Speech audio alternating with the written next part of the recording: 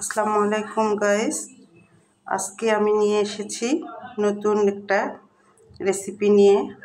আমার জানা মতে সবাই এটা করেন কিনা জানি না, তবে আমি করি। আজকে এই যে দেখতেই পাচ্ছেন 1 কাপ মুগ ডাল নিয়েছি। এই 1 কাপ মুগ ডালের সাথে আবার আমি দিয়ে দিব 1 কাপ মসুর ডাল। এরপরে কি করব দেখতে থাকুন, কিন্তু সেটা আমি রিসাইক্লিং উপায়ে দেখাবো কিভাবে খিচুড়ি রান্না করতে হয়। আর যে আমি চুলোয় এই দেখেন কড়াই চাপিয়েছি, চুলোর মধ্যে দিয়ে দিচ্ছি, কড়াইয়ে দিয়ে দিচ্ছি হলো তেল দেওয়ার পরে এখানে নিয়েছি আমি পেঁয়াজ কুচি, কয়েকটা শুকনা মরিচ, এই যে তেজপাতা, 2 টুকরো হলো গরম মশলা, বড় এলাচ, ছোট এলাচ, তারপরে কয়েকটা কাবাব চিনি, একটু জিরা। আমি সবগুলো উপকরণ এই যে দিয়ে দিচ্ছি। আর এটা হবে আজকে আমার ভুনা খিচুড়ি। দেখেন গাইস,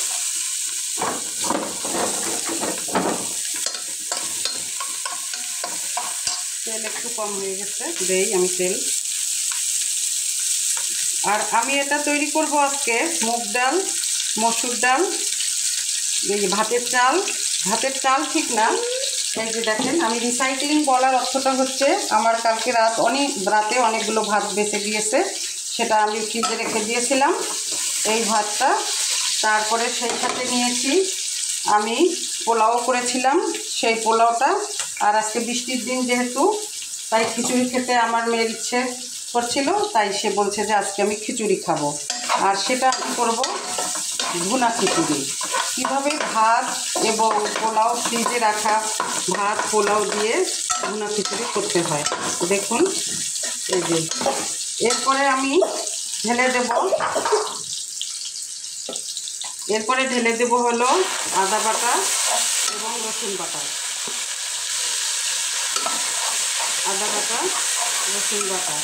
দেখেন।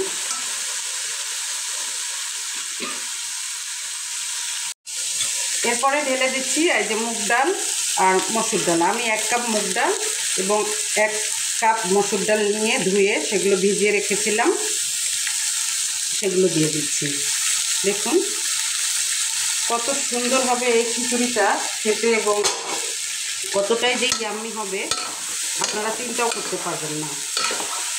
আমরা যে কোনো জিনিসেই রিসাইকেল করতে পারি, অর্থাৎ আমাদের বুদ্ধিমত্তাকে কাজে লাগিয়ে আমরা যে কোনো জিনিস তৈরি করতে পারি।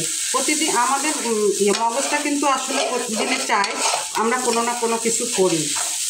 এটা নির্ভর করে সম্পূর্ণ আমাদের ইচ্ছা শক্তির উপরে।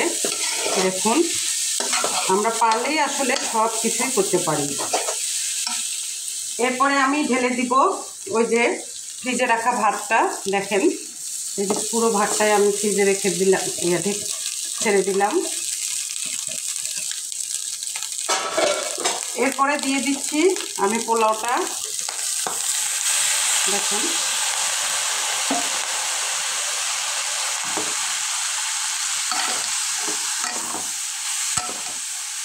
এরপরে দিয়ে দিব পরিমাণ মতো লবণ। আমার পূর্বে থেকে একটু মাংস রাখা আছে ফ্রিজে, আমি সেটাও দিব ওখানে ছেড়ে। আর সকালে করেছিলাম একটু আলু ভাজি, আলু হিসেবে আমি ওটাও দিয়ে দিব। যেহেতু আমি শুকনো মরিচ কাঁচামরিচ দুটোই ব্যবহার করেছি, আমি এই জন্য অল্প করে শুকনো মরিচের গুঁড়া দিলাম। আর যেহেতু তরকারির মধ্যে লবণ আছে, হলুদটাও আমি অল্প করে দেব। এই যে 2 চা চামচ দিয়ে দিলাম। আর সেই সাথে এখন আমি ঢেলে দিব পূর্বের থেকে আমার মাংস রান্না করা এবং আলু ভাজিটা, এটাও কিন্তু আমার কালকে।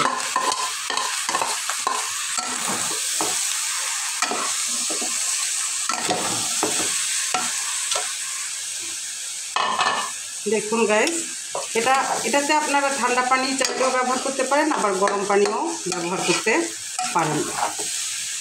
এরপরে দিয়ে দিব ধনিয়া পাতা কুচি। আমি ঢেলে দিচ্ছি হলো 5টা কাঁচামরিচ।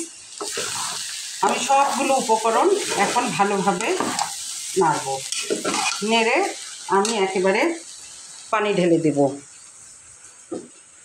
এই যে দিয়ে দিচ্ছি গরম পানি, আপনারা ঠান্ডা পানিও ব্যবহার করতে পারেন। এই যে আমি গরম পানি ঢেলে দিলাম।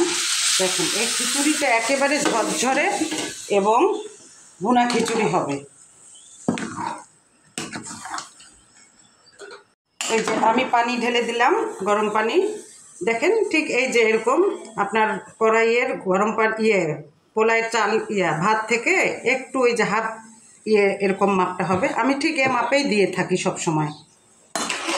এরপরে আমি ঢাকনা দিয়ে ঢেকে দিব, ফিরে আসবো 20 মিনিট পরে। 20 মিনিট পরে এই যে দেখুন গাইস, আমার খিচুড়ি কালারটা কত সুন্দর হয়ে আসছে দেখেন। আর এই খিচুড়ি দিয়ে আজকে আমরা সালাদ, আচার এবং অন্যদিকে গরুর মাংস খাবো। এই যে গরুর মাংস বসাই দিয়েছি। বৃষ্টি ভেজা দিনে আমাদের এই রান্নার আয়োজন এবং এই খাবারের মেনুগুলো আসলে অনেক ভালো লাগবে। আপনারাও এইভাবে রিসাইক্লিং পদ্ধতিতে এইভাবে খিচুড়ি রান্না করে খেতে পারেন। কেমন হয়েছে ভিডিওটা? ভালো লেগে থাকলে অবশ্যই লাইক, কমেন্ট এবং শেয়ার দিয়ে পাশে থাকবেন। আল্লাহ হাফেজ।